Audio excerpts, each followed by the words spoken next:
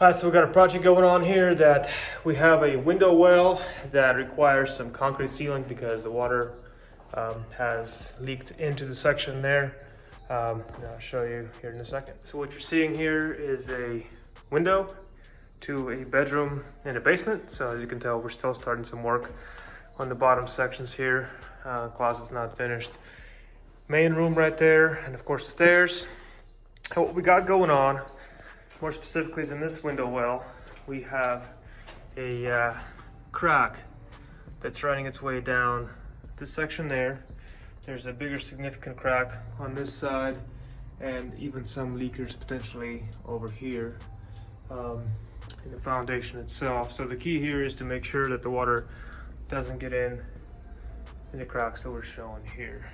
And yeah, so the goal is to get this water out of here and then inspect the cracks and try to seal them. Water's pretty gross. You can tell it's just deep, full. So we gotta empty that out. All right, let's get into a different type of method because I can't fill the bucket all the way. Is to use good old McDonald's cup to get the rest of this water out. At least we're to the bottom of it. It's a pretty deep well, and you can tell cracks are pretty much everywhere. Yeah, how neat is that? All right, so I've got majority of this water out of here. Now we've got kind of a muddy pit. That chunk of rock came from that section. Yeah, I mean, this thing was painted at some point. Really should have been sealed and fixed instead of painted, but that's no big deal. We can kind of tell where the water was coming from. We definitely see that that crack probably leaks in a significant amount of water. We also have some leakage coming from right over there, which I'm guessing it probably overflows from the top or just leaks from that section right there. Of course, leaks from that section. Surprisingly, this section is cracked, but it doesn't show any signs of water leaking over time. That section certainly does. And over here also not too bad. So yeah, that's the state of affairs at this point. Okay, so we got this kit from Concrete Sealers USA. Let's go through it real quick. Of course, that's what that looks like. All right, what do we got? So this is the Concrete Sealers USA kit. Of course, that's the instructions, SDSs, all the technical information that's needed. Procedure, I'm gonna read through that. Let's see, we got the actual main epoxy pastes that go into this gun right here, also provided with the kit. Actually, pretty heavy duty gun. Kind of cool. I mean, I don't see this very often, but anyways. We got a bunch of these. We got a pumping tube, so we can pump from outside from some distance. We got a bunch of nozzles, and they have, these are actually the ones going in the crack. This is the small ones that are attached to the bigger size nozzle. That's some giant cracks, if that's how they set that up. Of course, we got more tubes. Let's see, what else do we got? We got a brush to clean up the crack prior. We've got some additional tubes, small injection, some paste. Of course, we got some paste and gloves. Need that. Everything in here is in the box. The repair kit contents, make sure to verify that everything is there. Now this is of course the 30-foot foundation crack repair kit. And yeah, so now it's time to prepare some of the cracks here that we can get to work. To make it easier to work in here, I'm gonna put a sheet of drywall down at the base so I can step on it. Not the best, but this will work. Something to stand on. I'll get these cracks cleaned up. One key with this is that you're supposed to clean that up about 2 inches above and below the crack, which I've done that at the bottom section here, but it's still wet, and so we need to get this completely dried out before we can seal the bottom crack. So one thing, we're gonna have to give it a couple days to dry out. One thing we'll do here is clean up this section as well.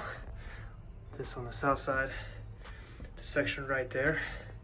And that's been above the water level line. And so we're gonna try to clean, or I'm gonna try to seal this side of the section where this crack on this side has been a bigger crack, so we'll see how that turns out.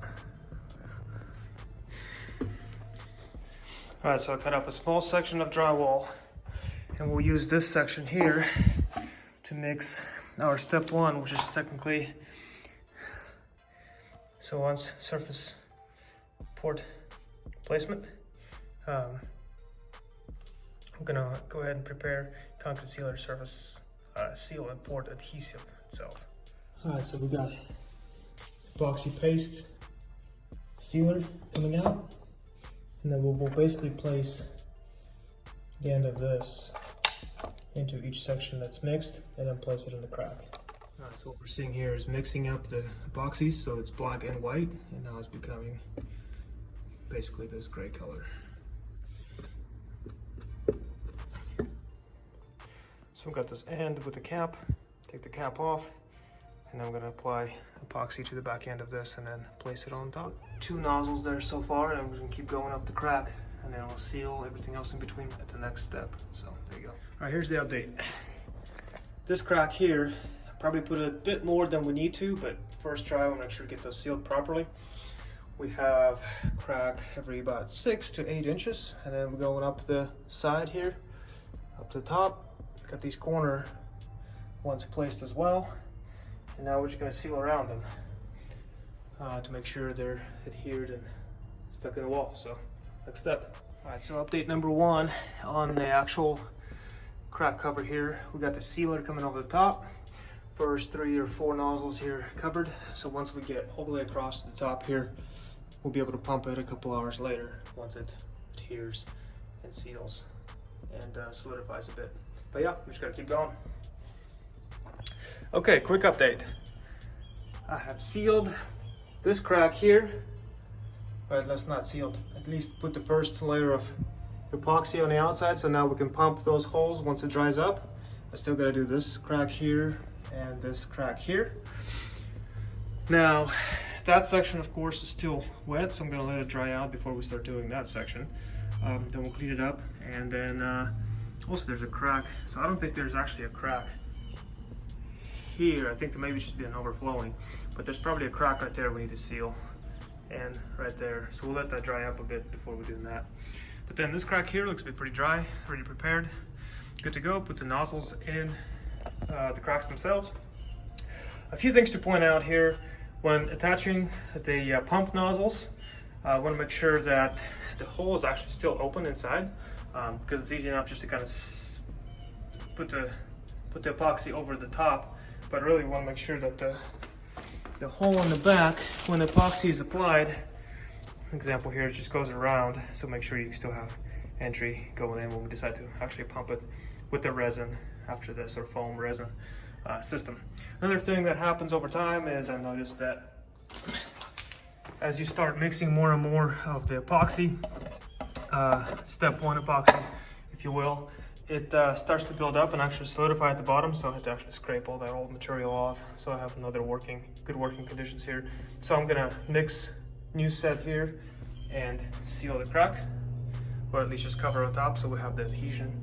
And the foam, once we actually pump it into the hole, goes in one direction. Otherwise, if we decide to pump, you're actually going to come out of the crack. So we want to make sure and cover the crack up with the step 1 epoxy system here. Well, let's keep going. Okay, here's a little bit of a final step 1. Installing the nozzles and sealing them to the wall. Next step is to pump it. All right, so next step is take all the caps off. You know, this should be pretty hard, but shouldn't let it dry overnight, is what the instructions said. So no overnight drying. So this has been only about an hour. This has been about 30 minutes, so still kind of sticky to the touch, but anyways. Next step of this process was to squirt water in the hole, each one of these holes, and see the water comes out. Takes quite a bit of water, it looks like. And then you have the consecutive lower holes, and I know water came out of the very bottom section there. There's actually a bug there, which tells you how much water basically they're getting coming out of that crack. And so, yeah, so now it's step for the injection step. All right, now we're moving on to the injection procedure, which means taking our tool, taking the injection foam, of course, rapid setting, hydrophobic, excellent fusion, putting that into the gun, and slowly going to town along with our injection hose here. Well, so progress update here. Pumped all them up, and looks like as the foam started to expand, there's a few more leakers. So basically not fully sealed, maybe a small little section there. You can tell where here we have another crack, and you can definitely tell that water does actually leak through here, because as it pumped right there, foam started to come out of the side. So we'll have to seal that section. Although it's very small, we may have to just leave that there for now and just guide the water out. But the big part was this major crack that ran down this section here. We may be able to get by just by sealing that with a putty over the top, or the provided epoxy over the top. You can tell here there's a foam still coming out of some sections. Well, looks like as it started to expand, it actually kind of found some leakers. But look at that, that's already dried up. But that's hard foam. And so yeah, as you can tell, every hole has been pumped. I have a few leakers, but overall we know it's working, because as I went inside to look at this crack here, I noticed that there's foam coming out of this crack on the inside of the house, and there's also foam coming off the top of the window well right there. So we know that as I pumped the sealer inside of it, it actually did come all the way to the top and overflowed. And we can see the same thing happening here. As you can tell, there's some overflowing happening there. So hopefully that holds. The next question is, how do we seal that if we need to? Maybe just, maybe we don't need to seal that as much, but one thing I noticed that as I pumped that bottom section, actually none of the foam came out down there. So maybe that's actually sealed on its own. Doesn't leak. But anyways, probably the next step is as this dries up, we'll do the same on that side. And then also that up here, as we clean that up, we'll be able to seal that as well. Yep. Anyways, that's how it goes. All right, so anyways, guys, that's kind of the quick explanation of how to seal your own concrete cracks in the basement or window well, whatever that may be, with a package, with a kind of DIY project, if you will. And so yeah, things turned out okay. I guess we'll find out as we finish the project how it turns out over time, as we get more rain in the area, and hopefully it doesn't leak again. So we'll see how it goes. And then yeah, hopefully this video was helpful to you to do that yourself. And yeah, come check out some more videos that we post as time goes on. Have a good day, and we'll catch you later.